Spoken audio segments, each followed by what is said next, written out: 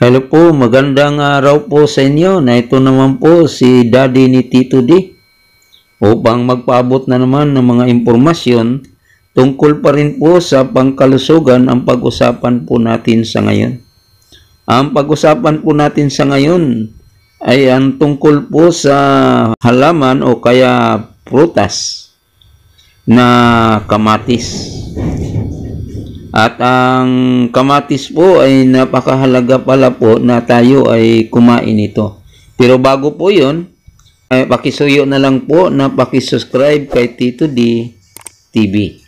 Ito po ngayon ang ating pag-usapan ang tungkol po sa mahalagang pagkain sa kamatis.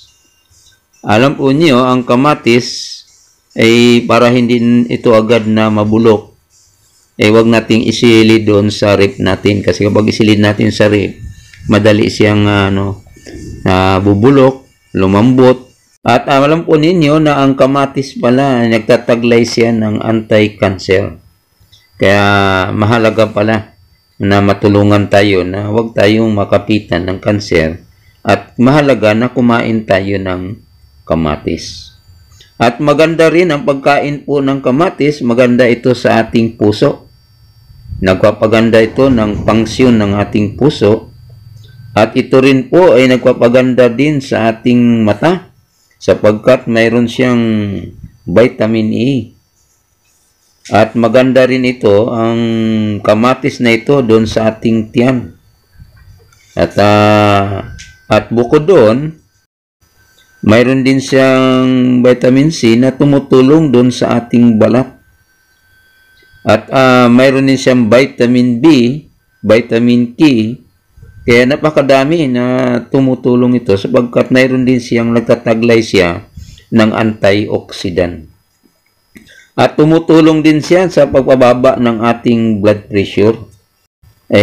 Mahalaga din pala ang pagkain ng kamatis. Pwede nating ilahok dun sa anumang gulay natin. Kami minsan inihiwa lang na kahit hilaw, parang kinikilaw na kamatis.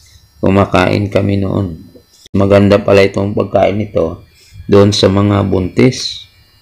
Sapagkat mayroon siyang taglay na iron, mayroon din siyang potassium, mayroon din siyang calcium, at ito rin ay maiwasan din na magkaroon tayo ng atake sa puso. Kaya napakahalaga pala mga kabady ang pagkain natin ng kamatis. At sana yung mga impormasyon na yon ay makatulong sa atin na matulungan tayo sa ating pangkalusugan sa pamagitan po ng pagkain natin ng kamatis. At yun lang mga kabady, ang nais kong pinabot sa inyo, at maraming salamat sa inyong pag-subscribe. At yung mga hindi pa po nakapag-subscribe, pakisuyo na lang po na pakisubscribe kay Tito D TV. Muli, magandang araw sa inyong lahat.